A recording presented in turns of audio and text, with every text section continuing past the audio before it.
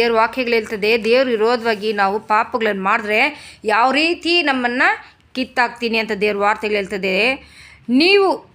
ನೀವು ದ್ರೋಹಿಗಳಾಗಿ ನನ್ನ ಆತನು ಕೊಟ್ಟಂಥ ಆಜ್ಞೆಗಳನ್ನು ನಾವು ಕೈಗೊಳ್ಳದೆ ಉಲ್ಲಂಘಿಸಿದರೆ, ವಿಧಿಗಳನ್ನು ಉಲ್ಲಂಘಿಸಿ ಅನ್ಯ ದೇವತೆಗಳನ್ನು ಹಿಂಬಾಲಿಸಿ ಪಾಪಗಳನ್ನು ಹಿಂಬಾಲಿಸಿ ಅವುಗಳಿಗೆ ಕೈಮುಗಿಯುವುದಾದರೆ, ನಾನು ಇಸ್ರಾಯೇಲರಿಗೆ ಕೊಟ್ಟ ನನ್ನ ದೇಶದಿಂದ ಅವರನ್ನು ಕಿತ್ತು ಹಾಕಿ.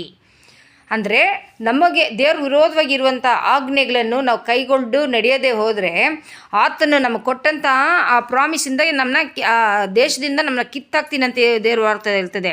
ಕಿತ್ತು ಹಾಕಿ ನನ್ನ ಹೆಸರಿಗೋಸ್ಕರ ಪ್ರತಿಸಿಕೊಂಡ ಆ ಆಲಯವನ್ನು ನಿರಾಕರಿಸಿಬಿಟ್ಟು ಎಲ್ಲ ಜನಾಂಗಗಳವರು ಗಾದೆಗಳನ್ನು ಕಲ್ಪಿಸುವುದಕ್ಕೂ ನಿಂದಿಸುವುದಕ್ಕೂ ಅದು ಆಸ್ಪದವಾಗುವಂತೆ ಮಾಡುವೆನು. ನೋಡಿ.